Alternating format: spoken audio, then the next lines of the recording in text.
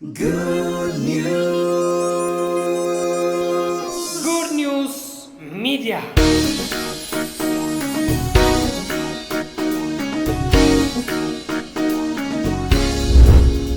ደስ ብሎኛል። ወደ ትምህርቴ ዛሬም እንግዲህ እሄዳለሁ። ፕሬዝ ጋድ። ዛሬ 16ኛ ሳምንት ላይ ደርሰናል። የጸሎት ኃይል በሚለው ርዕስ ሳምንት ምናልባት እንግዲህ በአዲስ ኪዳን ያሉ የጸሎት አይነቶችን ደጋግመን እያየናለን። በአዲስ ኪዳን ያሉትን ወይም በአዲስ ኪዳን የምንጸልየውን የጸሎት አይነት ስናውቅ ጸሎት ያልሆኑትንም በዛው እያየናለን። ጸሎት የሆነውን ካየን ጸሎት ያልሆነና ጸሎት ተብሎ መልክ የተሰጠው የጸሎት መልክ የተሰጠው ብዙ አይነት ስርዓቶች ስላሉ እነዚህን የሃይማኖት ስርዓቶች ከማስተካከል አንጻርም እያየን እንገኛለን። በዋናነት ግን በአዲስ ኪዳን ያሉትን የጸሎት አይነቶች በዋናነት ከኛ የሚጠበቅ ከቤተ ክርስቲያንም የሚጠበቅ ከእያንዳንዱ አማኝ የሚጠበቀውን የጸሎት አይነት በደንብ ልታውቁ ይገባል። የጸሎት አይነት አንደኛው ከእግዚአብሔር ወይም ከአባታችን ጋር የምናደርገው ምንድን ነው? ህብረት። አሜን። ስለዚህ ጸሎት የሆነውን ሞር እንድናውቅ የሚገባን ጸሎት የሆነውን ነው። ጸሎት ያልሆነውን ግን ለእውቀት እንማራለን። ለእውቀት ጸሎት ያልሆነውን ጸሎት ተብሎ መስመር ወይም ድርድሮች ውስጥ የገባውን እሱ እንድናስተካክል ነው። እና በዋናነት ጸሎት ከአባት ጋር ከእግዚአብሔር ከአባታችን ጋር የምናወራበት፣ የምንገናኝበት፣ የምንነጋገርበት ከአባታችን ጋር የምናደርገው ፌሎሺፕ ህብረት ከአባት ጋር የምናደርግበትን ፌሎሺፕ የመጀመሪያው ጸሎት ተብሏል። እና ይሄኛው የጸሎት አይነት አለ። ሁለተኛው የጸሎት አይነት ምንድን ነው? መልጃ ማለት አንድ ሰው ስለሌላ ህዝብ ሊሆን ይችላል፣ ስለሌላ ሰው ሊሆን ይችላል፣ ግለሰብም ህዝብም አገርም ስለሌላው በእግዚአብሔርና በዛ አካል መካከል የሚገባ መካከለኛ ሆኖ ገብቶ የሚጸልይ ወደ እግዚአብሔር የሚጸልይ ሰው ምን እያደረገ ነው? የምልጃ ጸሎት እያደረገ ነው። የምልጃ ጸሎት እና ስላልዳኑት ህዝቦች ሊሆን ይችላል፣ ስላዳኑት ሊሆን ይችላል፣ በክርስቶስ አምነው ድነው ነገር ግን አይናቸው ወይም ስላልበራላቸው የልቦናቸው አይኖች እንዲበሩ ሊሆን ይችላል። ስር ሰደው እንዲያድጉ ስር ሰደው ወደ ላይም እንዲያድጉ ፍሬያማ እንዲሆኑ ለቅዱሳን የምንጸልየው የምንማልደው።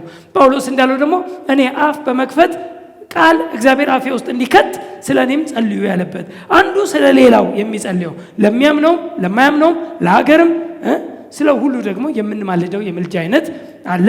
ሶስተኛው ምስጋና ደግሞ አለ። ምስጋና ዋና የምናደርገው ነው፣ ዋነኛችን ነው። በሁሉ ነገር የምናመሰግን፣ በሁሉ አመስግኑ። ሁልጊዜ እግዚአብሔር ሊመሰገን የሚገባው ነው። በሁሉ አመስግኑ ማለት ሁልጊዜ እግዚአብሔር ሊመሰገን ይገባዋል ነው። ሁልጊዜ እንጂ በኬዞች አይደለም፣ በሚመጡብን ፌለሪቲዎች ሁሉ ማለት አይደለም። በሱ ሳይሆን በሁሉ እግዚአብሔር ሊመሰገን ይገባዋል። ሁልጊዜ የሚመሰገን አባት እግዚአብሔር እንዳለ ምስጋና፣ በተለይ እኛ ምን ያልተደረገልናል? ለምስጋና በቂ ነን። ለማመስገን በቂ ምክንያቶች አሉን። በጣም ብዙ በቂ ምክንያቶች አሉን ለማመስገን። ለምን? በአዲስ ኪዳን በክርስቶስ ኢየሱስ ተሰርቶ ለኛ የተሰጠን ለኛ የተደረገ እውነት ለኛ ማንነታችን ተለውጦ የተሰጠን ብዙ የሆነልን የተደረገልን ህዝቦች ስለሆነ አንደኛ ቆሮንቶስ 4:7 ላይ እንደሚናገረው ያልተቀበላችሁት ምን አለ? ታዲያ የተቀበላችሁ ከሆነ እንዳልተቀበለ የምትመኩ ምን ማለት ነው? ለምን አታመሰግኑም? ምን ተቀበላችሁ የለም ወይ? ያልተቀበላችሁት እስቲ ምን አለ ብሎ ጳውሎስ ለቆሮንቶስ ሰዎች ሲነግራቸው እንመለከታለን። እና ሁሉን ተቀብለን ሁሉን ይዘን ሁሉ ሆኖልን ማንነታችን ተቀይሮ ጻድቅ ተብለን ቅዱስ ተብለን ባሮች የነበር ልጆች ተብለን ድሮ የኃጢአት ባሪያዎች ነበራችሁ ተብለን አሁን ግን ኃጢአት አይገዛችሁም ተብለን ኃጢአት የማይገዛው ማንነት ድሮ የሚገዛ ማንነት የነበረው ሰው አሁን ግን በክርስቶስ በመሆን የሚገዛ ማንነት የሌለው ገዢ ማንነት የተሰጠው። እኛ እንቁጠር ብንል መቁጠር ከምንችለው በላይ ባርኮታችን ብዙ ነው። በጣም የተሰጠን በጣም ብዙ ነው። ርስታችን ብዙ ነው። ማንነታችን ተለውጧል። እስቲ አሜን። ከአባት ጋር የምናወራ እግዚአብሔርና እኛ ልጆችና አባት እስክንባል በአብ ቀኝ የተቀመጥን በአጋንንት ሁሉ ላይ ባለስልጣን የተደረግን እኛ ለማመስገን ብዙ ምክንያቶች አሉ። ብዙ ምክንያቶች። ጌታ ይባረክ። አመስጋኞች ነን።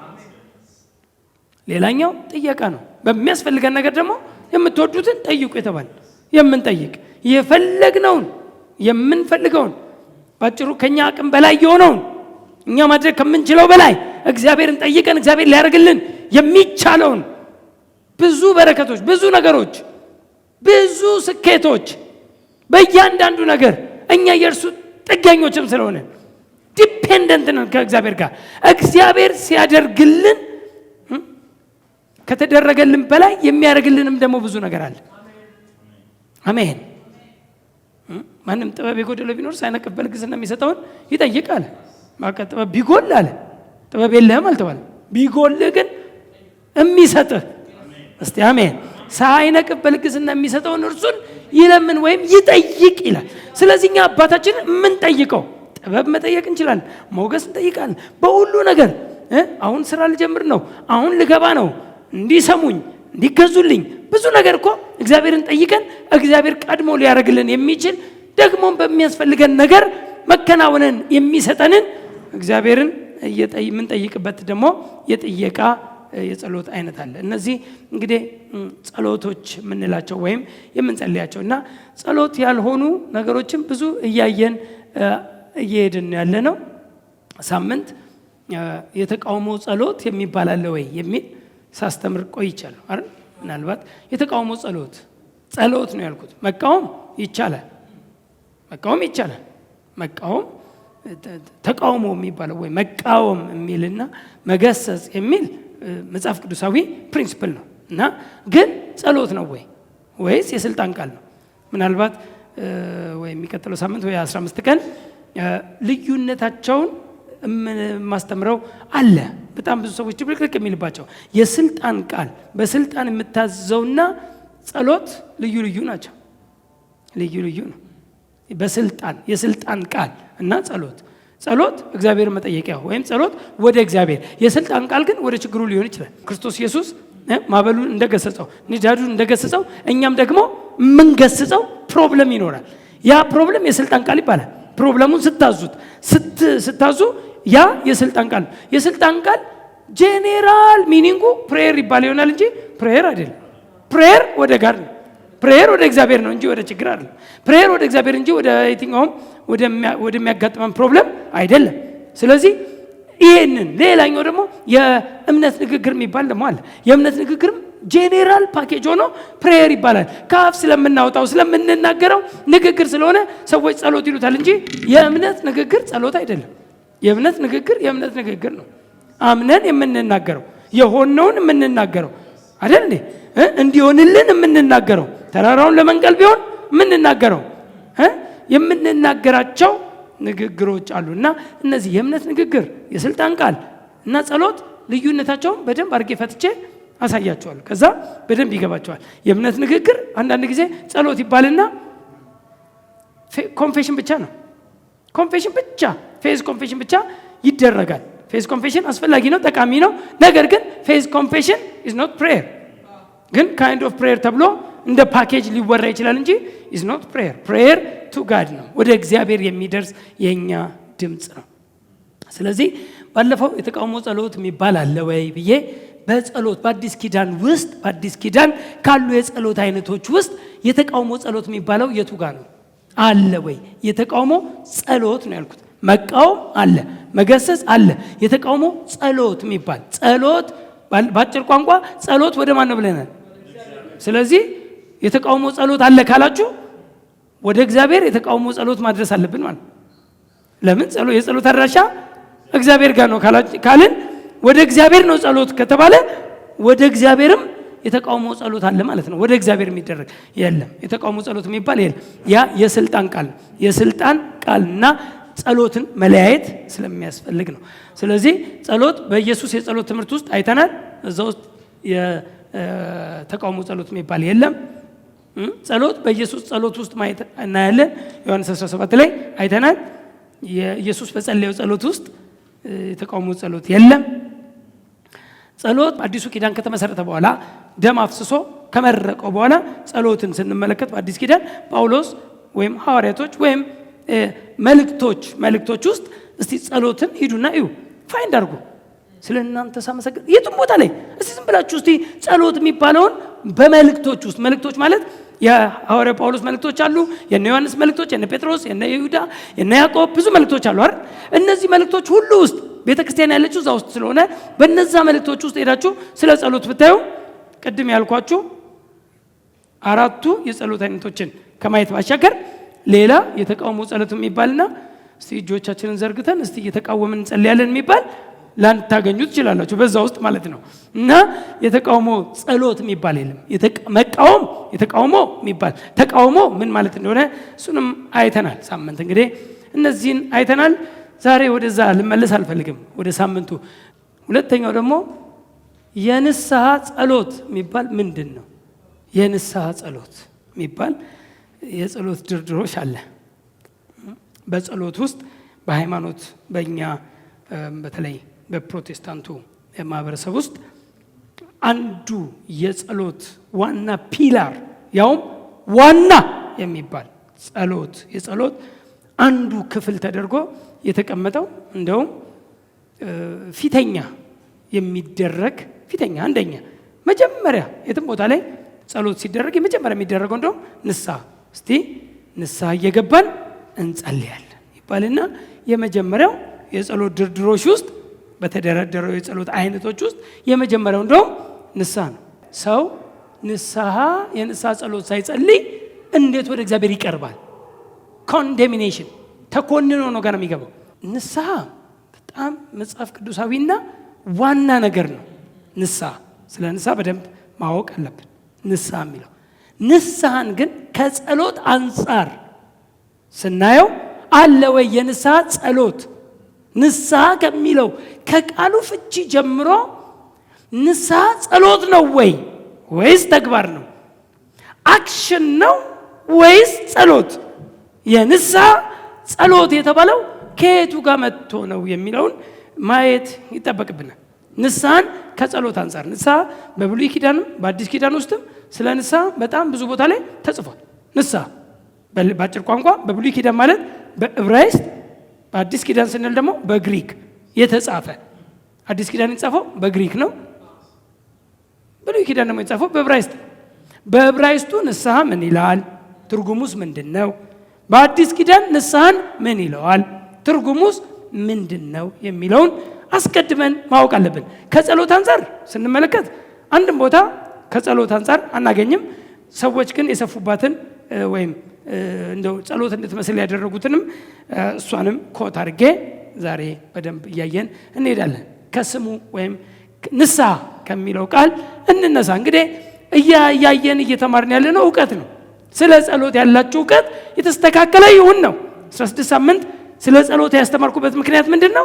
ስለ ጸሎት ያላችሁ እውቀት ጤናማና ትክክል ይሁን።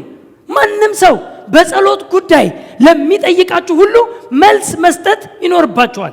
ሙሉ እውቀት፣ ሙሉ መረዳት፣ ሙሉ መረጃ ልትሰጡ ይገባል ከሚል አንጻር ነው እንግዲህ ሰፊ ሳምንቱን ይህን ስንማር የነበር ነው። ስለዚህ አሁን ወደ ንስሐ ሰዎች ቢጠይቋችሁ የንስሐ ጸሎት ቢሏችሁ ምን ማለት ነው? ስለ ንስሐ መጀመሪያ ንስሐ የሚለውን ቃል ፈተነው እንመልከት። ንስሐ ማለት በግሪክ ሜታኖያ ማለት ሲሆን እሱም ቼንጅ ኦፍ ማይንድ ማለት ነው። ባጭሩ የሐሳብ ለውጥ። ሜታኖያ የምትለው የግሪክ ቃል ንስሐ የሚልበትን ቦታ ሁሉ አዲስ ኪዳን ውስጥ ንስሐ የምትል ቃል ስታገኙ ሂዱና በተጻፈበት በኦሪጂን ጽሑፍ በግሪኩ ክሊክ ስታደርጉ ሜታኖያ የሚል ቃል ይነግራችሁ። ሜታኖያ ታዲያ ምንድን ነው ስትሉ ቼንጅ ኦፍ ማይንድ ወይም ቼንጅ ኦፍ ሃርት ይላሉ። የሐሳብ ለውጥ ነው። የሐሳብ ለውጥ እንጂ ንስሐ ጸሎት አይደለም። ቼንጅ ኦፍ ማይንድ ነው። በህብሪው ደግሞ ወይም በዕብራይስጥ ቴሹቫ ይባላል። ይሄም ተርኒንግ ባክ መመለስ መመለስ። በጣም ብዙ ስመለከት ይሄንን ዳይሬክሽን መቀየር ተሹቫ የሚለው አቅጣጫ መቀየር። ንስሐ ማለት ከኔ ጋር ናችሁላችሁ? እንዲህ ሲሄድ የነበረው ሰውዬ ንስሐ ማለት ፊቱን አዙሮ በተቃራኒው መንገድ መሄድ ማለት ነው። ተርኒንግ ባክ ማለት ነው። መመለስ፣ አቅጣጫ መቀየር ማለት ነው። ንስሐ የሚል የህብሪ ወርድ ተሹቫ የሚለው ቃል አቅጣጫ መቀየር፣ ድሮ ስታደርገው የነበረውን አለማድረግ። ተሹቫ ድሮ ስታደርገው የነበረ እግዚአብሔር የማይደሰትበት፣ እግዚአብሔር የማይረካበት፣ እግዚአብሔር የማይወደው ነገር የምታደርግበት ነገር ከነበረ ተሹቫ ወይም ንስሐ ገባ ወይም አንድ ሰው ንስሐ አገኘው ወይ ንስሐን ተቀበለ ሊባል የሚችለው ተሹቫ አቅጣጫ መቀየር ነው። ድሮ የምታደርገውን አለማድረግ ማለት ነው። ድሮ የምታደርገው እግዚአብሔርን የማያስደስት እግዚአብሔር የማይወደው ከነበረ አሁን እሷ ንስሐ ገብታለች ወይም ንስሐ ገብቷል ሲባል ተሹቫ አቅጣጫ ቀየረ፣ ተወው እኮ። እስቲ አሜን። አሁን በጣም ንስሐ ይግባችሁ። ንስሐ ይሄ ነው ዋናው፣ አክሽን ነው። ንስሐ ሂዱና በየትም በግሪኩም በህብሪውም ትርጉሙን ሄዳችሁ በደንብ ቼክ ብታደርጉ የተግባር ጉዳይ እንጂ የአፍ የቃል ወይም የጸሎት ጉዳይ አይደለም። ንስሐ ብሎ ጸሎት የለም። ንስሐ ብሎ ተግባር እንጂ። ንስሐ እንደው ተግባሩ ፍሬ አለው። የንስሐ ጸሎት የሚባል የለም። የንስሐ ፍሬ ግን አለ። ምንድነው የንስሐ ፍሬ? አቅጣጫ በመቀየር የምታመጣው ፍሬ። ድሮ የምትበድል እግዚአብሔር የማይደሰተውን የምታደርግ ከነበረ አሁን በሌላው አክሽን ውስጥ ገብቶ ሲያደርግ ደግሞ ኤፌሶን 4 ላይ አንድ ቃል ነበር፣ የሰረቀ ከእንግዲህ ወዲህ አይስረቅ። ኤፌሶን 4 ላይ አይስረቅ። ይሄ ነው ንስሐ። ሲሰርቅ የነበረ ሰው ወይም ቆሮንቶስ ላይ ደግሞ ሁለተኛ ቆሮንቶስ 10 ላይ ልንበቀል ተዘጋጅተናል የሚል ቃል ተቃላችሁ። በጣም ደስ የምትል ልንበቀል ተዘጋጅተናል የምትል ቃል አለች። ምንን? አለማድረግን በማድረግ ወይም ማድረግን ባለማድረግ ልንበቀል ተዘጋጅተናል። ሁለተኛ ቆሮንቶስ 10 ይመስለኛል። አለመታዘዝን በመታዘዝ ልንበቀል ተዘጋጅተናል። ዛት ኢዝ ንስሐ ማለት ዛት ሜታኖያ ሚን መታዘዛችሁ በተፈጸመች ጊዜ አለመታዘዝን ሁሉ ልንበቀል ተዘጋጅተናል። ለዚህ ነው ቅድም ያልኳቸው ኤፌሶን 4 ላይ የሰረቀ ከእንግዲህ ወዲህ አይስረቅ እንጂ የሰረቀ ንስሐ ጸሎት ያርግ አይደለም። ሰምታችኋል? አንዳንድ ጊዜ በደምብ የሰረቀ ዝም ብሎ የንስሐ ጸሎት ይጸልያል ተባለ። የሰረቀ ከእንግዲህ ወዲህ አይስረቅ አለና አይስረቅ ብቻ ብሎ አልቆመም። በዚያ ፈንታ ለጎደለው እንዲያካፍለው እንዲኖርለት በገዛጁ የሚሰርቅ የነበረ አሁን በዛ ፈንታ ኦፖዚት፣ በዛ ፈንታ ለጎደለው ምን ሊያደርግ? ሊያካፍል። የሚገርም ነው። ዚስ ኢዝ ሜታኖያ። ይሄ ነው ንስሐ። የሚሰርቅ የነበረ ዘራፊ የነበረ አሁን በመስጠት መቀየር። ድሮ ቀማኛ ከነበረ አሁን በመስጠት ይቀይር፣ አክሽን ይቀይር፣ ዳይሬክሽን ይቀይር። ቶውቱ ወይም ማይንድ ቼንጅ ኦፍ ማይንድ ማለት ስለሆነ ቼንጅ ኦፍ ማይንድ አስተሳሰቡ ይለወጥ። ድሮ ለመቀማት፣ ለመውሰድ፣ ለመስረቅ ምናምን የሚያስብ የነበረ ሰው አሁን ቼንጅ ኦፍ ማይንድ ንስሐ ገባ ሲባል ሐሳቡን ቀየረ፣ ከመቀማት ወደ መስጠት። አሜን። ቼንጅ ኦፍ ማይንድ፣ ተርኒንግ ባክ፣ መዞር፣ መመለስ። በእግዚአብሔር መስመር ውስጥ የነበረ በእግዚአብሔር ቤት በጣም ጥሩ ህብረት የነበረው አባትና ልጅ ሆነው አባቴ ሲል ሲያወራ ሲጫወት የነበረ ሰው ከእግዚአብሔር ቤት የራቀ ከእግዚአብሔር ቤት በተግባሩም በምንም ነገር ከእግዚአብሔር ቤትና ከእግዚአብሔር ሐሳብ የራቀ ሰው ንስሐ ማለት ተርኒንግ ባክ፣ ይመለስ እንጂ የንስሐ ጸሎት የሚባል የለም። አክሽን ነው የንስሐ ተግባር። የንስሐ ተግባር ጥቅሶች በደንብ ሰጣችኋለሁ። ዛሬ ብዙ ነው የምሰጣችሁ። ጌታ ይባረክ። ብዙ ጥቅሶች። አሁን መጀመሪያ ሐሳቡን እንረዳና ጥቅሶቹን ስታዩዋቸው አሁን እናንተ ይገባችኋል። ፈገግ እያላችሁ ታነባላችሁ። ምክንያቱም ሃይማኖት ድርድሮችን ደርድሯል። የጸሎት ድርድሮችን ስለደረደረ አስቀድመን ንስሐ ሳገባ እንዴት ለምን ኮንደሚኔሽን ነው፣ ይኮነናል። ኃጢአተኛ ነኝ፣ እኔ ማረባ ነኝ፣ እኔ በእግዚአብሔር ዘንድ ተቀባይነት የለኝም። ስለዚህ ገና ራሴን አጥቤ በእምባዬ ራሴን አጥቤ ተቀባይነትን እንዳገኝ እግዚአብሔር እንዲቀበለኝ የማወራውን የማደርገውን ሁሉ እንዲቀበለኝ መጀመሪያ አልቅሼ ያረኩትን ሁሉ ነግሬው ከዛ በኋላ አባት ብለው እንኳን መግባት እንኳን አይችሉም። ኮንፊደንስ የላቸውም። እግዚአብሔር አባት ሆይ ብሎ አይገቡም። የአባትና የልጅ ሪሌሽንሺፑ አይረዱትም። እሱን ከሱ ይልቅ የሚፈጽሙት የዴይ ቱ ዴይ ሮንግ አክቲቪቲ፣ የዴይ ቱ ዴይ ውድቀትና ድካም ቶሎ ብሎ የሚታያቸው ከማንነታቸው ይልቅ ከሆኑት ወይም እግዚአብሔር አብ እነሱን ሲያይ በሚጠራቸው መጥራት በሚያያቸው ማየት ሳይሆን ከውድቀታቸው በመነሳት የማይገባ ተግባራቸው ከሱ በመነሳት የማይገባ ተግባር ልናደርግ የክርስቲያን ባህሪም አይደለም። የክርስቲያን ማንነትም አይደለም።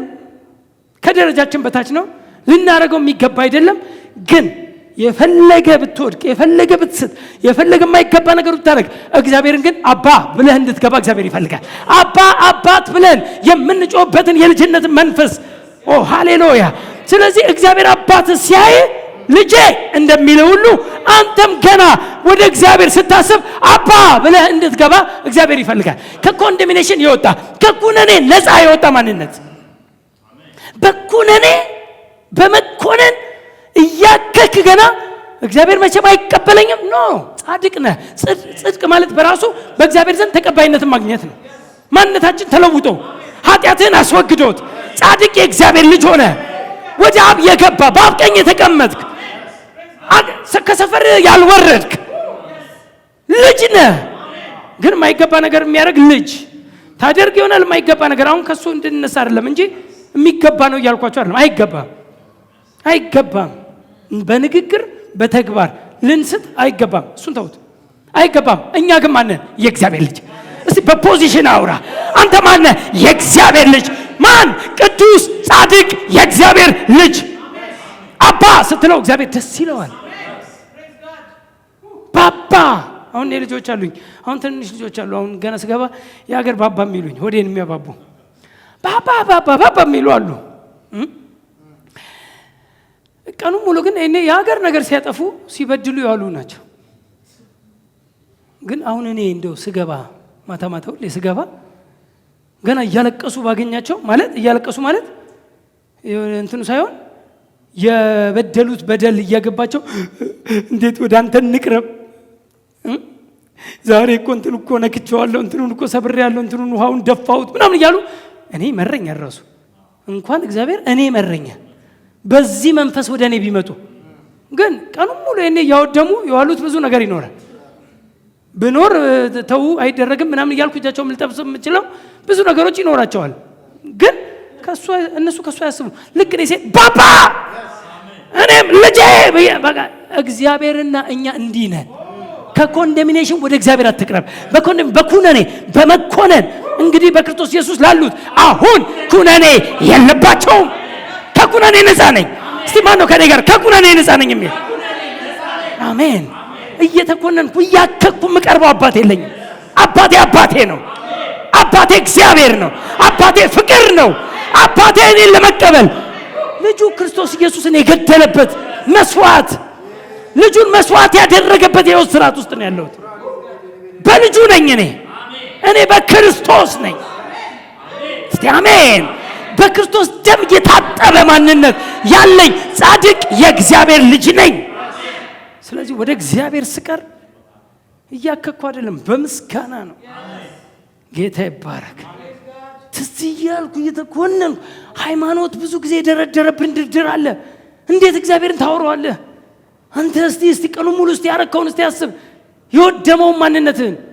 እንደው ጌታን ስትቀበሉ እንደው እናውራና ካልን ጌታን እንኳን ስትቀበሉ ንስሐ አንዱ ከጌታ መቀበል ጋር ስለሚገናኝ በኋላ አወራዋለሁ። ግን እንደው ጌታን ስትቀበሉ ከልጅነታችሁ ከሕፃንነታችሁ ጀምሮ እስከ አሁን እስካለበት ደረጃ ድረስ ያለውን ኃጢአቶችን ተናግረ ነው ጌታን የተቀበልከው። ኃጢአት እንደውም ሄዳችሁ ካያችሁ መንፈስ ቅዱስ ይወቅሳል የሚለው በክርስቶስ ባለማመናቸው ነው። ኃጢአት የሚባለው በክርስቶስ አለማመን። ስለዚህ በክርስቶስ ያላመንን ኃጢአተኞች ነበርን። በክርስቶስ ስናምን የትኛውን ተናዘህ ነው? የትኛውን ተናግረህ ሁሉን ዘርዝረህ ነው ወይ? ከሕፃንነት ጀምሮ 3 ዓመቴ ላይ እንትን አድርጌያለሁ፣ 5 ዓመቴ ላይ እንደዚህ ፈጽሜያለሁ፣ እንደዚህ እያልክ ነው እንደ አስለቃሽ እንትን ብለህ ነው እንደ ወደ የእግዚአብሔር ልጅ ሆንከው ነው። አባት ወይ ስለተቀበልከኝ፣ በደም ስላጠብከኝ፣ ለእኔ ስትል ደምህን ስላፈሰስ ልጅ ልታረገኝ፣ ኢየሱስ ጌታ ነው። እግዚአብሔር ከሙታን ምንም እኮ ከአንተ ጋር እኮ አይገናኝም። በክርስቶስ የሆነውን ነገር ተናግረህ በአንዴ ነጭ ሆነ ትገባለህ። ነጭ ጸድተ ማለት ነው፣ ንጹህ ተቀባይነት ያለው። ይሄንን ነው እንደውም በዋናነት 95% በዋናነት ንስሐ የሚለው ይሄንን ነው። ከኃጢአተኝነት ወደ ጻድቅነት የመጣንበት መንገድ ነው። ከባርነት ወደ ልጅነት የገባንበት ስርዓት። ኃጢአተኞች ነበርን፣ ጻድቅ ሆነን። ባሮች ነበርን፣ የኃጢአት ባሪያ፣ የእርግማን ባሪያ፣ የበሽታ ባሪያ፣ የሰይጣን ባሪያ፣ የሁሉ ባሪያ። ኃጢአት ያመጣብን ነገሮች ሁሉ ባሪያ ነበርን። በክርስቶስ ስናምን ግን ከነዚህ ሁሉ ነፃ የወጣንበት መንገድና ስርዓት ንስሐ ይባላል። ንስሐን በደንብ ነው ዛሬ የምናወራው። ጌታ ይባረክ። በደንብ እንትኗ ከመጣችላችሁ የሆነ ስፒሪቷ መጀመሪያ ሜታኖያ ማለት ምንድን ነው ንገሩኝ እስቲ። የግሪኩ ቃል ሜታኖያ ቼንጅ ኦፍ ማይንድ፣ የሀሳብ ለውጥ፣ የአስተሳሰብ ለውጥ። ቼንጅ ኦፍ ማይንድ ሜታኖያ። ሁለተኛው ደግሞ ቴሹቫስ ምንድን ነው? ተርኒንግ ባክ። ስለዚህ አሁን ሁለቱን የምትመለከቱት አክሽን ነው። አጠቃላይ ትርጓሜውም የንስሐ ትርጓሜውም ንስሐ ማለት መመለስ፣ መጸለይ አይደለም። ንስሐ መመለስ። ከኔ ጋር ናቸው? ንስሐ መጸለይ አይደለም። ምን ማለት ነው? መመለስ። በዋናነት ነው የምነግራችሁ። እቺን ምናልባት የተነሱባትን ሀሳብ ብሉይ ኪዳን ላይ 1-2 ፖይንቶች ላስቀምጥላችሁ ይችላሉ። ግን መጀመሪያ ይግባል። ንስሐ የሚለው ዋናው ኮንሰፕት የንስሐ መመለስ፣ አቅጣጫ መቀየር። ቀጥሎስ በአስተሳሰብና በማንነት መለወጥን የሚያሳይ ስርዓት እንጂ ንስሐ የጸሎት አንዱ ክፍል አይደለም። ንስሐ ጸሎት እኔ የትም ቦታ ላይ የንስሐ ጸሎት የሚል አንድም ቦታ ላይ መጽሐፍ ቅዱስ ላይ አታምጡልኝም። የለም። ንስሐ የሚል ቃል ግን ብዙ አለ። ንስሐን ባወራበት ቦታ ሁሉ ግን ዋና አክሽኑን ነው፣ ተግባሩን በጣም የሚያጎላበት የሚያደምቅበት ተግባር። ተርኒንግ ባክ፣ ንስሐ ግባ፣ የንስሐ ፍሬ አፍራ፣ የንስሐ ፍሬ ሁሉ ይላል።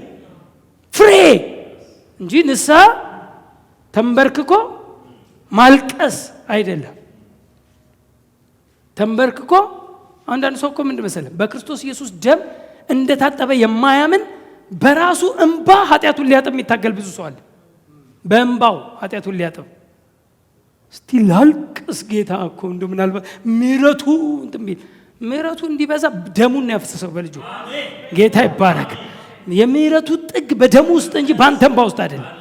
በተለይ በአዲስ ኪዳን ከየቱ ጋር ወገኔ አልቅሱ እናልቅስ የሚል አንድም ቦታ ላይ መጽሐፍ ቅዱስ ላይ በአዲስ ኪዳን ስርዓት ውስጥ አታገኙም። በብሉይ ኪዳን ጊዜ የሚያለቅሱ እግዚአብሔር ዘንበል እንዲል ያ መብታቸው ነው ያልኩ። አሁን እኔ ማለቅስበት ምክንያት ግን የለኝም። ዶንት ክራይ ዮሐንስ እንደዛር ማተሙን የሚፈታ ሰው ስላልተገኘ እጅግ አለቀስኩ ሲል ከሽማግሌዎቹም አንዱ ምን አለኝ አለ፣ አታልቅስ፣ ዶንት ክራይ፣ ኖ ሞር ክራይ። ከይሁዳ ነገድ ከይሁዳ የሆነው ነገድ አንበሳ ማተሙን ሊፈታ መጽሐፉንም ሊከፍት ተችሎታልና አለኝ፣ አታልቅስ፣ ዶንት ክራይ። በአዲስ ኪዳን ማንም ደስ ያለው ቢኖር ይዘምር የተባለበት በደስታ ያለን እስቲ አሜን። ኪዳናችንን ማን ለየው?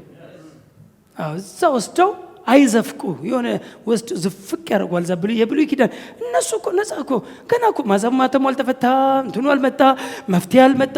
እንደው መፍትሄ አምጪ የሚናፈቅ የሚጠበቅ ተስፋ ውስጥ የነበሩ ህዝቦች ነበሩ በብሉይ ኪዳን ስርዓት ውስጥ። እኛ ግን ተስፋው ከተፈጸመ በኋላ ክርስቶስ ከሞተ ከተነሳ በኋላ አብረነው ከሞትን አብረነው ከተቀበርን አብረነው ከተነሳን በኋላ ያለን የአዲስ ኪዳን አማኞች ያለን የእግዚአብሔር ልጆች ነን። እስቲ አሜን። እና ለእኛ ንስሐ ምን እንደሆነ እናያለን። ጌታ ይባረክ። ስለዚህ አቅጣጫ እንቀይራለን። በአጭር ቋንቋ ከሰይጣን ወደ እግዚአብሔር፣ ከየት ወዴት ነው አቅጣጫው የሚቀየረው?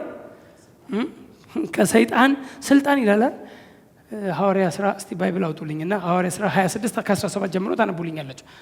የኃጢአትንም ስርየት በእኔም በማመን በተቀደሱት መካከል ርስትን ያገኙ ዘንድ ከጨለማው ወደ ብርሃን እሺ፣ ከሰይጣንም ስልጣን ወደ እግዚአብሔር ዘወር እንዲሉ። አያችሁ አሁን ከማን ከሰይጣንም ስልጣን ወደ ማን ዞር እንዲሉ? ወደ እግዚአብሔር ዘወር እንዲሉ። ይሄ ነው መዞር። እስቲ አሜን። ይሄ ነው ንስሐ። ከሰይጣንም ስልጣን ወደ ማን? ወደ እግዚአብሔር። ከጨለማውስ ወደ ምን? ወደ ብርሃን። እሺ ዘወር እንዲሉ ዓይናቸውን ትከፍት ዘንድ ከሕዝቡና ወደ እነርሱ ከምልክ ከአሕዛብ አድንሃለሁ። በቃ ዓይን እንድትከፍት ነው የተላከው ብሎ ፖል እኮ ያወራው ነው። እና በቃ እኔ አለ ከጨለማው ስልጣን ወይም ከሰይጣን ስልጣን ወደ እግዚአብሔር፣ ከጨለማው ወደ ብርሃን ዘወር እንዲሉ ዓይናቸውን ትከፍት ዘንድ እኔ ልክ ያለው የላኩ ዓይን እንድትከፍት ነው። ስለዚህ አቅጣጫ ቀይረናል። ከየት ወዴት? ከሰይጣን ወደ እግዚአብሔር። ቀጥሉ። ከምን ወደ ምን? ከሞት ወደ ሕይወት አቅጣጫ ቀይረናል። ማንነታችን ተቀይሯል። ሙታን ነበርን፣ አሁን ግን ሕያዋን ሆነናል። ሕያዋን ነን፣ እኛ የእግዚአብሔር ልጆች ነን። ከኃጢአትስ ወደ ጽድቅ። በኃጢአት ውስጥ ነበርን፣ የኃጢአት ባሪያዎች ነበርን፣ አሁን ግን የጽድቅ ባሪያዎች ሆነናል። አቅጣጫ ተቀይሯል። ሮሜ 6 ላይ በፊት አርንዴ በቃ ይገዛኔ የነበረ ኃጢአት ይገዛችሁ ነበር ምናምን አለና አሁን ግን ለምትገዙለት ትምህርት አይነት ከልባችሁ ስለተገዛችሁ ለጽድቅ ሃሌሉያ፣ ከኃጢአት ወደ ጽድቅ። ኃጢአተኞች ነበርን፣ የኃጢአት ባሪያዎች ነበርን። አሁን ግን ኃጢአት ላይገዛን ከጸጋ በታች እንጂ ከሕግ በታች አይደለን፣ ልጆቹ ነን እኛ። አቅጣጫ የቀየርን፣ ማንነት የቀየርን። ፕሬዝ ጋድ። ከጨለማ ወደ ብርሃን መመለስን የሚያሳይ ተግባር ነው። ንስሐ ምንድን ነው? ተግባር ነው። ከምን ወደ ምን? ከጨለማ አቅጣጫ ቀይረናል። እስቲ አሜን። ከኃጢአት ወደ ጽድቅ፣ ከዲያብሎስ አገዛዝ ወደ እግዚአብሔር። እስቲ አሜን። ዘወር ይሉ ዘንድ ዓይናቸውን ትከፍት ዘንድ። ይሄ ነው። ዞረናል፣ እኛ አቅጣጫ ቀይረናል። ሀሳብ ተለውጧል። አሁን አስተሳሰብ ቅድም የሀሳብ ለውጥ ብለናል። አርሚታ ነው የሀሳብ ለውጥ። ለምሳሌ በጽድቅ ንቁ ይላል። በጣም ብዙ አማኞች የጽድቅ ንቃተ ህሊና የላቸውም። 15:34 ላይ በአንደኛ ቆሮንቶስ በጽድቅ ንቁ ኃጢአትንም አትሰሩም ይላል፣ ወይም አትስሩ ይላል። አንድ ቨርዥን አትሰሩም ይላል። የጽድቅ ንቃተ ህሊና ሲኖርህ ኃጢአትን አትሰራም ማለት። እስቲ አይምሮ በጽድቅ ንቃተ ህሊና እስቲ ሞላ። እስቲ ጽድቅ ይበል። እስቲ እኔ ጻድቅ ነኝ፣ የኔ ጽድቅና የክርስቶስ ጽድቅ አንድ አይነት ነው። ክርስቶስም የእግዚአብሔር ልጅ ሆኖ እኔም የእግዚአብሔር ልጅ ሆኜ እሱ የእግዚአብሔር ልጅ የሆነበት ጽድቅ እኔም የእግዚአብሔር ልጅ የሆንኩበት ጽድቅ አንድ አይነት ነው። እስቲ የጽድቅ ንቃተ ህሊና እኔ ጻድቅ ስለሆንኩ ነው ወደ እግዚአብሔር የገባሁት። በእርሱ ስራ ሁላችን ወደ አብ መግባት አለንና ኦኬ፣ ወደ አብ የገባ ወደ አብ ያገባን ምንድን ነው? ጽድቅ። ጻድቅ ባትሆን ወደ እግዚአብሔር አብ መግባት ትችላለህ? አትችልም። ያለ ቅድስና እግዚአብሔር ማየት አይቻልም። ያለ ጽድቅ ወደ እግዚአብሔር መድረስ አይቻልም። ጻድቅ ስለሆነን፣ ቅዱስ ስለሆነን፣ ልጆቹ ስለሆነን፣ በደሙ ስለታጠብን፣ ኃጢአታችን የቀረልን ሕዝቦች ስለሆነን ወደ እግዚአብሔር አብ ገባን። አድራሻችንን በአብ ቀኝ ሆነ። አድራሻችን ያው ከእርሱ ጋር አስቀመጠን ይላል።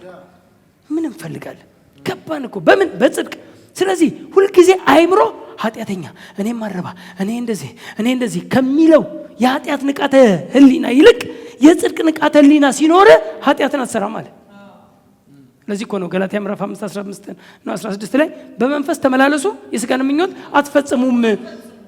እስቲ just walk in the spirit እንደዛ እኮ ነው የሚለው። just walk in the spirit and you shall not fulfill the lust of the flesh ይላል። you shall not fulfill አትፈጽመውም የሥጋን ምኞት አትፈጽመው፣ የሥጋን ፍላጎት የኃጢአትን ስሜት አትፈጽመውም። just walk in the spirit። ልክ እንደዚሁ ነው የጽድቅ ንቃተ ህሊና ሲኖረን ኃጢአት ከደረጃ በታች ይሆናል። አይምሮአችን፣ ሐሳባችን፣ ቋንቋችን ሁልጊዜ ጽድቅ ጻድቅ። ሃሌሉያ! ጽድቅ ጻድቅ። እስቲ አንድ ሰው አሜን። ጽድቅ በክርስቶስ ያገኘነው ጽድቅ። እኔ እኮ የእግዚአብሔር ጽድቅ ነኝ ማለት ስትጀምር እኔ ኃጢአተኛ ነኝ ከሚለው ኮንፌሽንህ በላይ እኔ ኃጢአተኛ ነኝ ከሚለው ኮንፌሽን በላይ እኔ የእግዚአብሔር ጽድቅ ነኝ የሚል ኮንፌሽን የበዛ ቀን ያኔ ከኃጢአት በላይ ትሆናለህ። ኃጢአት የማይገዛው ማንነት ይኖራል። በኃጢአት የማይሸነፍ ማንነት። እስቲ አሜን። ከፍ ጻድቅ I'm the righteousness of God። እኔ የእግዚአብሔር ጽድቅ ነኝ። ጽድቁን ያሳይ ዘንድ እኮ ጌታ እኮ ጽድቁን እኮ የሚለው አንተን ነው እኮ አንተን ያሳይ። እኛ የእግዚአብሔር ጽድቅ ነና ጽድቁን ያሳይ ዘንድ ነው እኮ አይደል? ጻድቅ ነን። እስቲ አሜን። ስለዚህ ንስሐ የሚለው አሁን ስለሆነም መጽሐፍ ቅዱስ ንስሐ የሚለውን ሐሳብ ስለ ጸሎት ሳይሆን ስለ መመለስና ስለ መለወጥ የሚያሳይ ተግባር ነው። መመለስ፣ መለወጥ። አሜን። ስለዚህ ማንነታችን ተለውጧል። ስለዚህ ንስሐ ከኃጢአተኝነት ወደ ጻድቅነት የመጣንበት ድልድይ ነው። ኃጢአተኞች ነበርን። አሁን ወደ ጻድቅነት የመጣንበት ድልድይ ወይም መሸጋገሪያ ወይም ስርዓት ምንድን ነው ቢባል ንስሐ ይባል። አሁን በንስሐ ኃጢአተኞች የነበርን ሰዎች ወደ ጽድቅ ወይም ወደ ጻድቅነት ወይም ወደ እግዚአብሔር ልጅነት መጣን። ቅድም ብለናል። ከጨለማው ወደ ብርሃን፣ ከሰይጣን አገዛዝ ወደ እግዚአብሔር አይደል እንዴ? ከሞት ወደ ህይወት የተሸጋገርንበት መሸጋገሪያችን ንስሐ ይባላል። እሱ ጸሎት አሁን የዴይሊ የአማኞች ኮንፌሽን አይደለም። ንስሐ የሁል ጊዜ በቃ ድፍት ሲል ጌታ ሆይ አስለቃሽ ጭስ ከየት እንደመጣ የማይገባኝ እኔ ማን አፋችን ውስጥ እንደከተተው የማይገባኝ እንዴት አይነት ከየት እንደመጣ የማይታወቅ የንስሐ ጸሎት ተብሎ ያውም የመጀመሪያ ወድመህ የምትጀምርበት የጸሎት አይነት ሆኗል። ኤኒዌይ አማኞች ለኃጢአት ሳይሆን ለጽድቅ መንቃት አለብን። አሁን ቅድም ተናግሬያለሁ። ሁልጊዜ ለኃጢአት የነቃ ሰው በኩነኔ የሚመላለስ ሰው ነው። ለኃጢአት የነቃ ሰው ሁልጊዜ ኩነኔ ያለ ኩነኔ። ኃጢአት ካለ ህግ ካለ ኃጢአት ካለ ህግ። ኃጢአትና ህግ የተገናኙ ናቸው። የተሰፋን ህግ ለኩነኔ ነው የሚለው፣ ኃጢአት ለኩነኔ ነው። ሲን ሁልጊዜ ኮንደሚኔሽን። ኮንደሚኔሽን ማለት ምን ማለት ነው? ኩነኔ ማለት ብቁ ሆኖ ያለ መገኘት ማለት ነው። እኔ ብቁ አይደለሁም። እኔማ እግዚአብሔር እንዴት ይሰማኛል? እግዚአብሔር ማን እንዴት ይቀበለኛል? ለምን? በአንተ ስራ አልታረገው ነዋ። ኖ በእኛ ስራ አይደለም፣ በእሱ ስራ ወደ አብ ገባን። በእርሱ ስራ፣ በአንተ ስራ ጥሩ ነው የምጠብቀው፣ በኋላ የምጠብቀው ጽድቅን የምጠብቅበት ጉዳይ ይኖራል። በአንተ ስራ ግን ጽድቅን አላገኘህም። በእርሱ ስራ በማመን ብቻ ጽድቅን ተቀብለናል። ጌታ ይባረክ። ጥቅሶቹን እንደው አንዳንድ ጥቅሶች ዝም ብለን እንደው እንድናይ ነው። ጥቅሶች ብናወራ አሁን ብዙ ሰዎች ያው አሁን ስታወራ ጥቅስ ነው የሚሄዱት አይደል? ጥቅስ ላይ እስቲ ምን እንደሚያወራው ስለ ንስሐ ያለው መጽሐፍ ቅዱሳዊ ጥቅሶች ምንድን ነው የሚሉት? ሐዋርያው 2:38 ንስሐ ግቡ ኃጢአታችሁም ይሰረይ ዘንድ እያንዳንዳችሁ በኢየሱስ ክርስቶስ ስም ተጠመቁ የመንፈስ ቅዱስ ስጦታንም ትቀበላላችሁ። ንስሐ የሚገባው የመንፈስ ቅዱስ ስጦታን ለመቀበል ነው፣ ወይም መንፈስ ቅዱስን ለመቀበል ነው። መንፈስ ቅዱስን ለመቀበል በክርስቶስ አምኖ መጠመቅ ያስፈልጋል ነው ያለው እዚህ ጋር። ስለዚህ እነዚህ ሰዎች ወንጌል እየተሰበኩ ያኔ ገና የመጀመሪያ በልሳን የተናገሩበት መንፈስ ቅዱስ የወረደበት ጊዜ ነው እና በቃ ሁሉም ትናሉ። ከዛ ጴጥሮስ ተነስቶ ስለ ኢየሱስ መስበክ ጀመረ፣ ወንጌልን መስበክ ጀመረ። ወንጌልን ሲሰብክ በኋላ ላይ ምን አሉ? እነሱ መጡና 37 ሄዳችሁ እንግዲህ ምን እናርግ? አሁን ምን እናርግ? ሰማን፣ ወንጌሉን የምስራችሁን ሰምተናል፣ ምን እናድርግ ሲሉ ንስሐ ግቡ። ባጭሩ ከምን ወደ ምን እንዲመጡ? ከኃጢአተኝነት ወደ ጻድቅነት። ጨርሱልኝ የቀድሙን።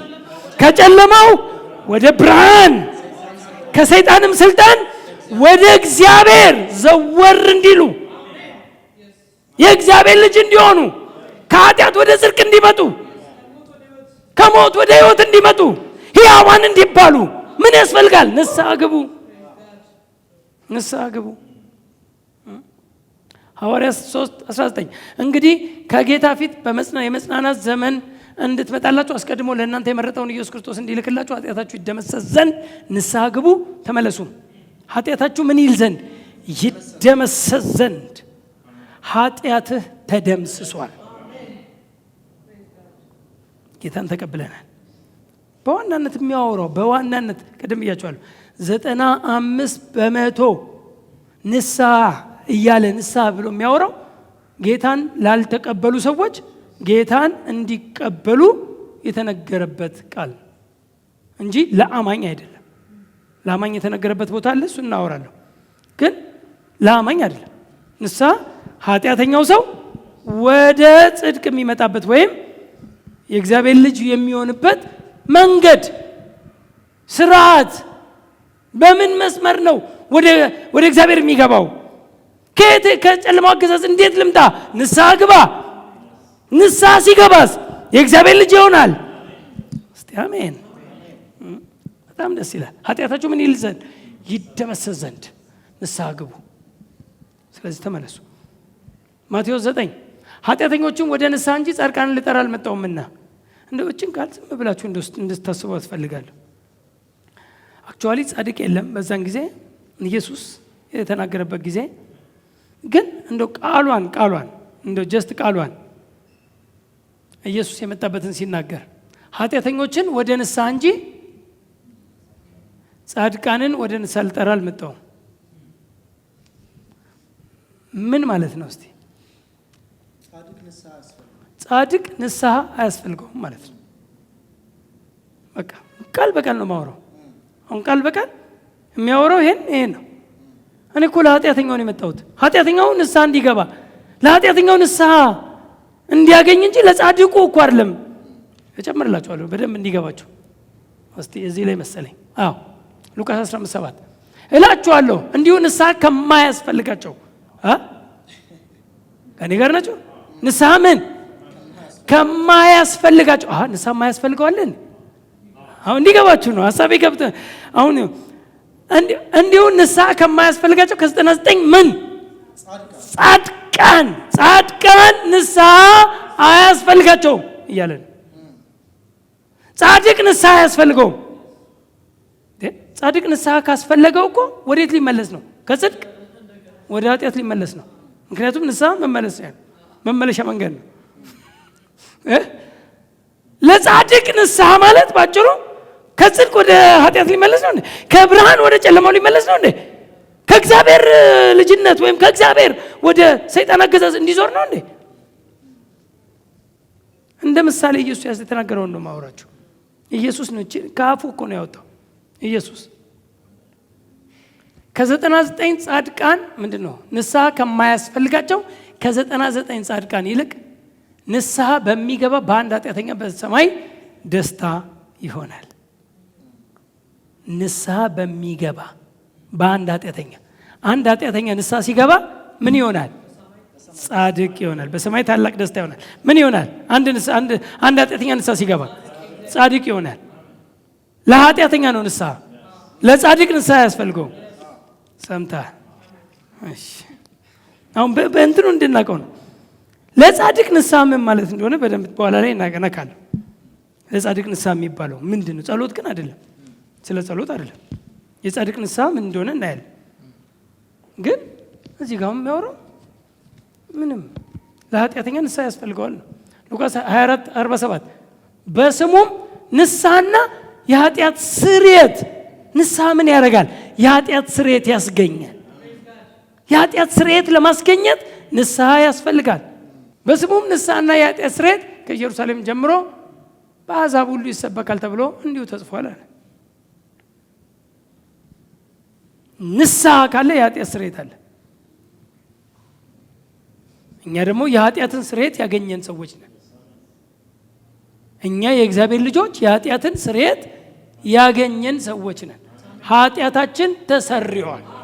ኃጢአታችን ምዕራብ ከምስራቅ እንደሚርቅ ከእኛ አርቆታል። ኃጢአት የምንለው ኔቸርን ነው፣ ዘኦሪጂን ሲን ነው። ከአዳም የወረስነውን የዘራረግ ነው ማውራው። እሱ ተወግዷል። ለምን? በፊት በማን ነበርን? በአዳም። አሁንስ በማን ሆንን? በክርስቶስ። ማንም በክርስቶስ ቢሆን አዲስ ፍጥረት ነው። አሮጌው ነገር ሁሉ ምን ብሏል? አልፏል። ነው ሁሉም ምን ሆኗል?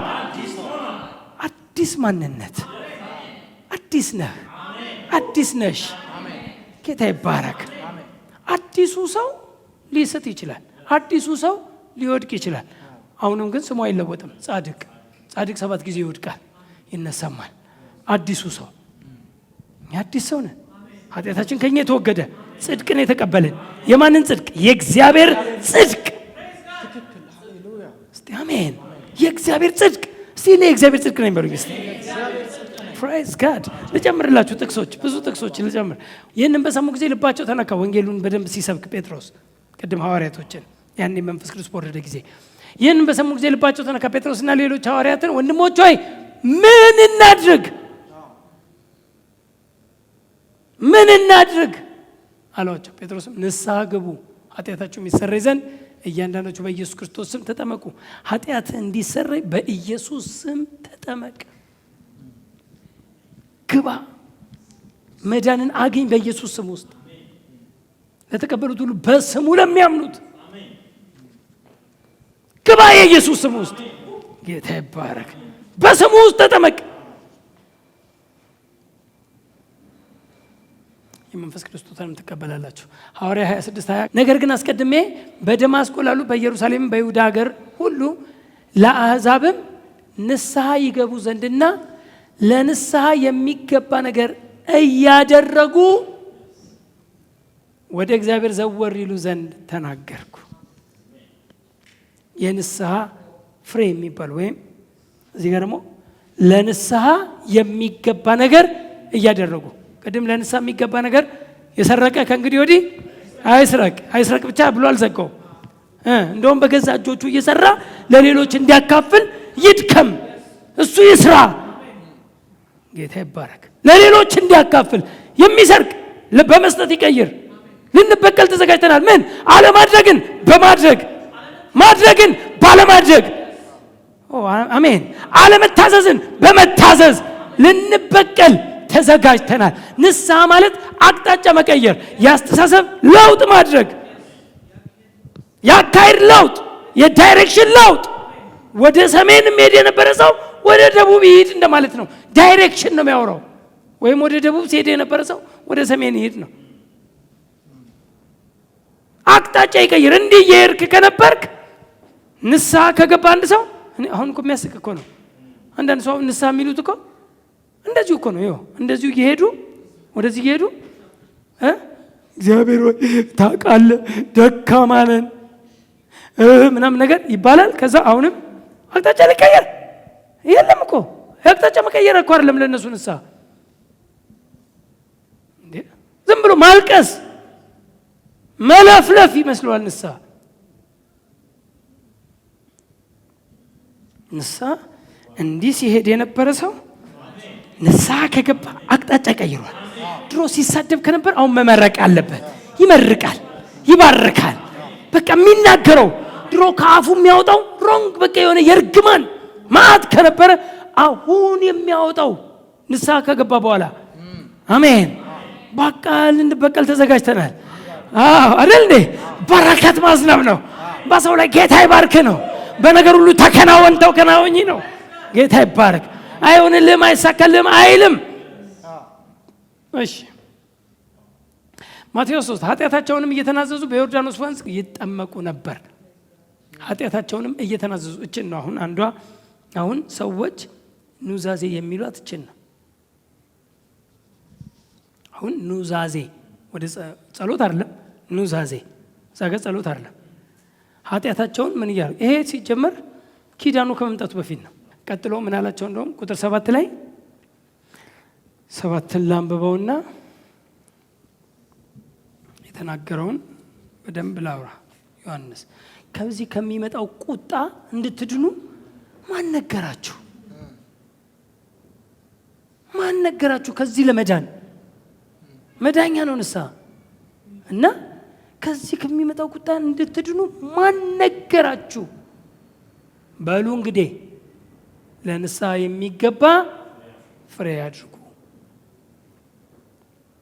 ከላይም ሐዋርያ ሥራ 26:20 ንስሐ ይገቡ ዘንድና ለንስሐ የሚገባ ነገር እያደረጉ ለንስሐ የሚገባ ነገር ኦፖዚት ቅድም ብለናል።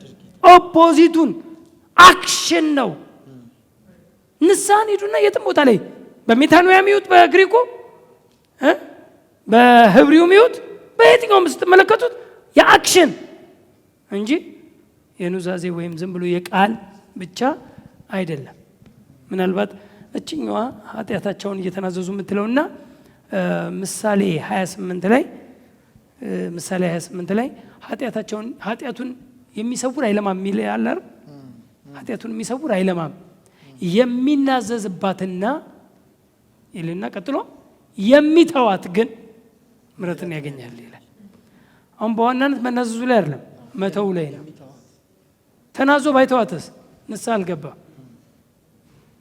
እነዚህ ሁለት አሁን እችና ያኛው ጥቅስን ነው።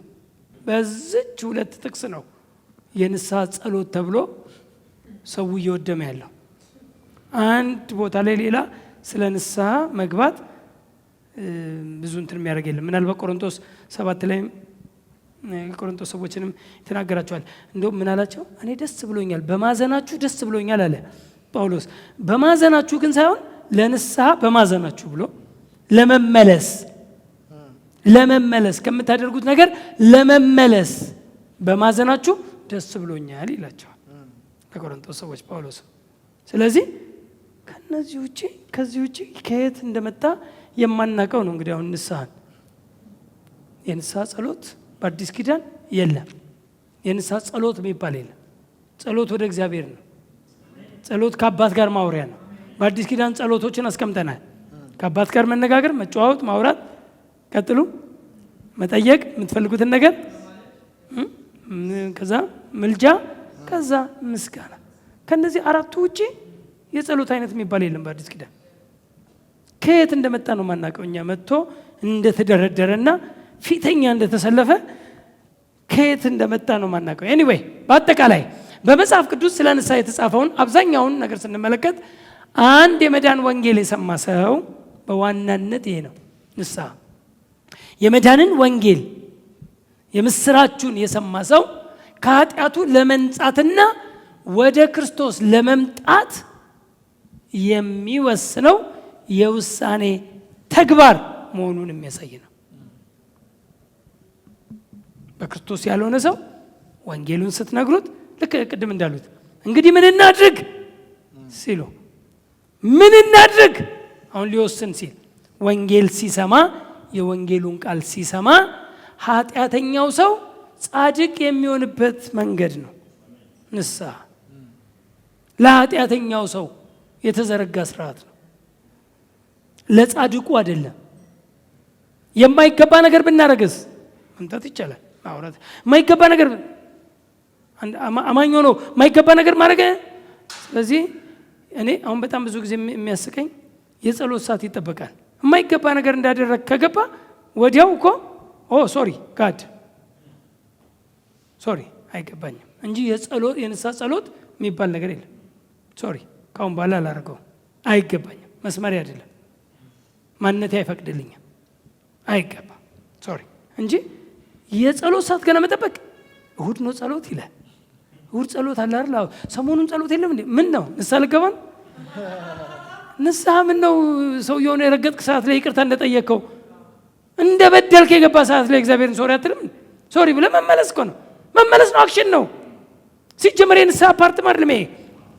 ፎርጊቭነስ ፎርጊቭ ሚ ሶሪ ጋድ አይገባኝም፣ ታስና ማይ ኔቸር። አሁን ልጆቼ ቅድም ብያቸዋለሁ። ልጆቼ አሁን ብዙ ነገር ያደርጋሉ፣ ግን ልጅነታቸው ይቀየራል በማይገባ ነገር በማድረጋቸው። ልጅነታቸው እኮ ልጅ ናቸው። የማይገባ ነገራቸውን ግን ሁለተኛ እንዳያደርጉ እንፈልጋለን። ልጅነት ግን አይቀየርም። ልጅነት ሲቀየር ነው ንስሐ የሚያስፈልገው። ባጭሩ እንደው ልጨምር፣ ሰው ሲክድ ንስሐ ያስፈልገዋል። አማኝ ከካደ ክርስቶስን ንስሐ ያስፈልገዋል። ምናልባት ጥቅስ ካገኘው በኋላ አሳያችኋለሁ ዕብራውያን 6 ላይ። ስለሆነም አንድ ሰው ንስሐ መግባት ያለበት የኃጢአትን ስርየት ለማግኘትና በማግኘት የኃጢአትን ስርየት በማግኘት የእግዚአብሔር ልጅ ለመሆን ነው። ሰው ንስሐ መግባት ያለ የእግዚአብሔር ልጅ ለመሆን እንጂ የሃይማኖት ስርዓት ለመፈጸምና የጸሎት አይነት ስለሆነ አይደለም። ንስሐ በመግባት የኃጢአትን ስርየት ያገኘ ማንም ሰው ደግሞ እግዚአብሔር ኃጢአቱን መልሶ እንደማያስብ ቃል እንደገባለት ሊያውቅ ይገባል። ንስሐ ገብታችኋል? ጌታን ስትቀበሉ ጌታን መቀበል ማለት ነው። ያኔ እግዚአብሔር ኃጢአትህን ደግሞ እንደማያስብ ነግሯል። ዕብራውያን 8:12 አመፃቸውን እምራቸዋለሁና ኃጢአታቸውንም ደግሜ ጌታ ደስ ከሚለው ባህሪ ውስጥ አንዱ የምወድለት በቃ የለም በቃ ኃጢአትን በቃ የለም። ሰው እኮ ነው የማይረሳው ሰው እንጂ ጌታ እኮ ረስቷል። ጌታ ይረሳል። በቃ ኃጢአትህን ደግሜ አላስብም። እንደውም ይላል የይሁዳ ኃጢአት ይፈለጋል አይገኝም፣ ወደ ጥልቁ ባህር ጥየዋለሁ ይላል። በጣም ብዙ ቦታ ላይ ወደ ኋላው ጣለው ይላል እግዚአብሔር። አንተ እንትን ባልከው ነገር በወረወርከው በእርሱ ላይ ንስሐ ብለህ በወረወርከው ነገር እሱ ወደ ኋላው ነው የሚጥለው። ይቅርታ ሲያደርግ ጌታ ወደ ኋላው ነው፣ ወደ ጥልቁ ባህር ቢፈለግ የማይገኝበት። ሰው ለሰው እኮ ሲጣላ እላለሁ እኔ ብዙ ጊዜ ይቅር ብዬሃለሁ ሲል ወደ ኋላው አይደለም የሚጥለው። ይቅር ብዬሻለሁ ሲል ወደ ኋላው አይጥልም፣ ወደፊት ነው የሚወረውረው። ይቅር ብዬሃለሁ እሺ ብሎ ይወረውረዋል። ከዛ የዛሬ 3 ወር ደግሞ ልክ ሲያጠፋ ወይም ስታጠፋ የረሳው ልጅ እንዳይመስል ይችላል አላ ወደፊት ነው የወረውረው። እንደ ጌታ ወደ ኋላ የሚወረውር አይደለም፣ የሚረሳ አይደለም። የረሳው ልጅ እንዳይመስል የረሳውልን እንዳይመስል ባለፈው እንዲህ የዛሬ ዓመት የረሳውልን አለ ሁሌ ከፊታቸው ነው ጋቢና ሁሌ እሺ ኤኒዌይ ኃጢአታቸውን ደግሜ ምን አልልም አላስብም። ክርስቶስ ስለ ኃጢአታችን ምን ሆኗል? ቤዛ ሆኗል ስንል ስለ የትኛው? ስላለፈው፣ ስላሁኑም፣ ስለሚመጣው። ስለ ፓስቱ ሲን ቤዛ ነው ክርስቶስ። ስለ ፕሬዘንቱ ሲን ቤዛ ነው። ነገ ስለምታደርገው ነገር ራሱ ቤዛ ነው፣ ገና ስለሚመጣ ሁሉ። ስለዚህ ኢየሱስ ቤዛችን ነው፣ ኃጢአታችንን ወስዶታል። ጌታ ይባረክ። አንድ በክርስቶስ አምኖ የዳነ አማኝ የጽድቅን ተፈጥሮ ለመቀበል ከኃጢአት የመንጻቱ ምልክት የሆነው ንስሐ የሚገባው ስንት ጊዜ ነው? አንድ ጊዜ ነው። አንድ ጊዜ ነው ጌታን የምንቀበለው ነው ወይስ በየቀኑ ነው የምንቀበለው? በየቀኑ ልጅ መሆን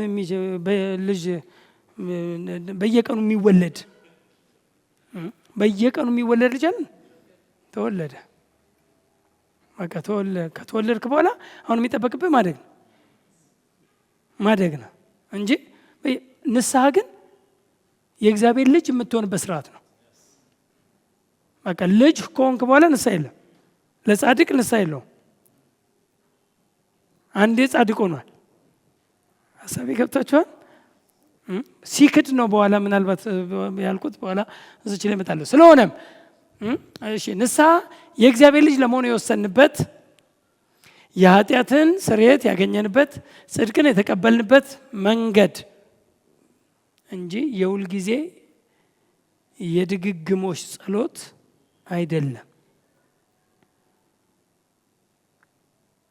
ስለሆነም አንድ ሰው እግዚአብሔርን ካልካደ በስተቀር ሁል ጊዜ ንስሐ እየገባ ከእግዚአብሔር አይወለድም። ንስሐ የሚያስፈልገው የጌታ ኢየሱስን አዳኝነት አምኖ ላልተቀበለ ወይም አምኖ ለነበረና በኋላም ለካደ ሰው ብቻ ነው። ባጭሩ ኃጢአተኛ ወይም ሙታን ሰው ንስሐ ያስፈልገዋል ሕያው እንዲሆን። ከሞት ወደ ሕይወት አይደል የምንመጣበት? ከጨለማ ወደ ብርሃን አይደል?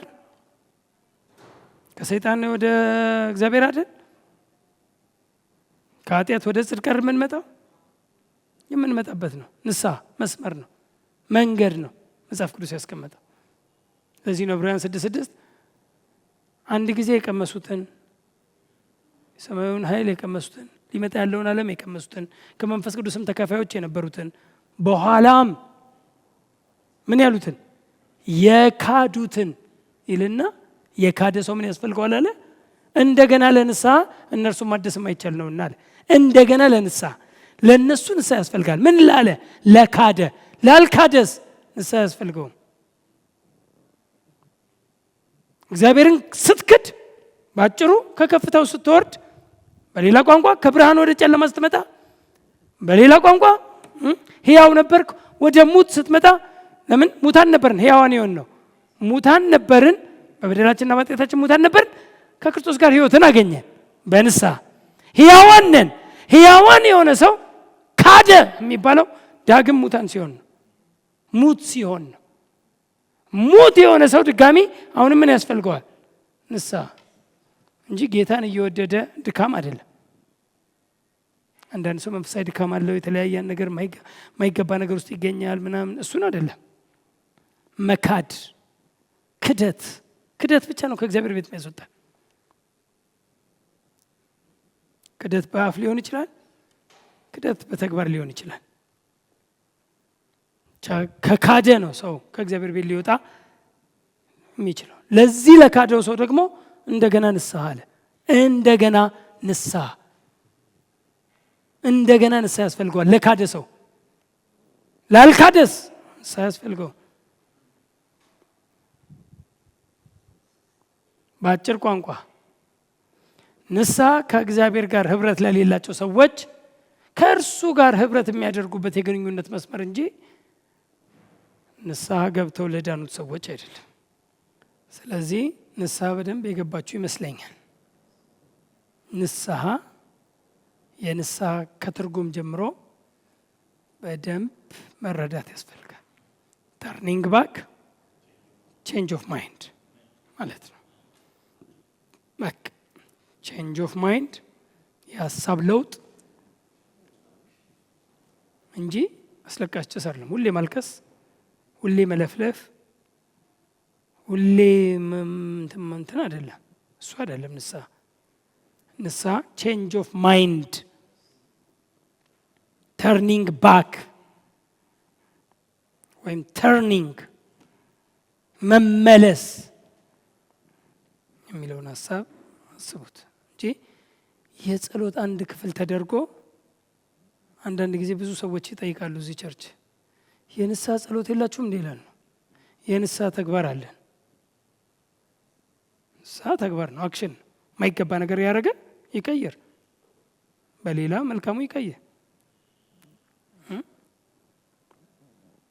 ምናልባት ኑዛዜን ካሰብክ ደግሞ በደንብ አንዱ ለአንዱ ይናዘዝ፣ አንዱ ለአንዱ ይጸልይም ይላል ያዕቆብ 5:16 ላይም አንዱ ስለ አንዱ ይጸልይ የሚለው እንዲያርግ ያለው እርስ በርስ እንትን በል ተነጋገር ነው። አንዱ ለአንዱ እችን ቃል ነው እንደውም ካቶሊክ ለፖፑ ሄዶ በቀዳዳ እንዲበድያለሁ ብለው በቀዳዳ የሚነግሩት እኮ ከዚች ቃል እኮ ተነስተው ነው። አንዱ ለአንዱ መበደል ሲገባ እኔ በድያለሁ ማይገባ ነገር አድርጌያለሁ። እሱም አንዱ ለአንዱ ያወራው ያዕቆብ 5:16 ይሄንን መነጋገር ይቻላል። እሱ አይደለም ይሄም ንስሐ አይደለም፣ ንስሐ ስለሚመስል ነው እንጂ ኃጢአታችሁ ይሰረይ ዘንድ ነው የሚለው። ይሰራል፣ ምንም ችግር የለም። የንስሐ ጸሎት የምትለዋን ፓኬጅ ነው ማስተካከል ያለብን። የንስሐ ጸሎት ሰዓትና ጊዜ እየጠበቅን አንድ የሆነ ድርድሮች ስርዓት ይዘን ሁልጊዜ የምንደፋበት መጀመሪያ ራሴን አጽድቼ ልቅረብ ጽዱ እንደሆን አለማወቅ ነውሩ እሱ ነው። እግዚአብሔር እንደሚሰማህ አለማወቅ ራሴን አጽድቼ ልቅረብ ግድ የለም ቅረብና ታጸዳል፣ ምንም ችግር የለም። አውራውና አባትህን የማይገባ ነገር በድያለሁ፣ አርጌያለሁ፣ ሮንግ ነገሮች አርጌያለሁ፣ አልፈልገውም፣ ጌታዊ ከዚህ ውስጥ አውጣ፣ አልፈልገውም ምናምን ማለት ትችላለህ። እሱ አይደለም ንስሐ የሚለው ትልቁ ፓኬጅ ግን ከየት ወዴት እንደምንመጣ የምንመጣበት መስመር እንደሆነ ግን ልናውቅ ይገባልና የንስሐ ጸሎት ተብሎ ያለውን ስርዓት የንስሐ ጸሎት ሳይሆን የንስሐ ተግባር አክሽን ተግባር እንዳለ ልታውቁ ይገባል። ፕሬዝ ጋድ። አሁን ጸሎት የሆነውንና ጸሎት ያልሆነውን እንለይ ነው። ጸሎት ያልሆነውን ዛሬ አንዷን ዛሬ ደግሞ አይተናል። በጥቂቱም ቢሆንሽ ነገር አግኝታችኋል ብዬ አስባለሁ። እናንተ ሄዱና ጥቅሱን በደንብ እያያችሁ በደንብም ደግሞ ዲቴይል ገብታችሁ ማጥናት አጥኑት። አሁን ከምላችሁ ውጭ ግን ብዙ የምታዩት ነገር አይኖርም። ስለዚህ ንስሐ በሚለው ቃል ላይ ይህንን መረዳት ልንይዝ ይገባል ማለት ነው። ፕሬዝ ጋድ። ስለዚህ የንስሐ ጸሎት አይደለም፣ የንስሐ ተግባር። እስቲ የንስሐ ተግባር ነው ብሎ በቃ ንስሐ ፍሬ ያለው የንስሐ ፍሬ ለንስሐ የሚደረግ የሚገባ የሚባል ነገር አለ። በዛ ውስጥ እግዚአብሔር ብዙ ነገሮችን እንደሚሰጠን እንደሚያሳካን እናምናለን። አባት ሆይ እናመሰግናለን፣ እንወዳለን፣ እናከብርሃለን። ከፍ በልልን። አንተ መልካም ነህ። አንተ የኛ አባት ነህ። ልጆችህ ነን። ጻድቅ ልጆችህ፣ ቅዱስ ልጆችህ፣ ቡሩክ ልጆችህ። አባት ሆይ እናመሰግናለን።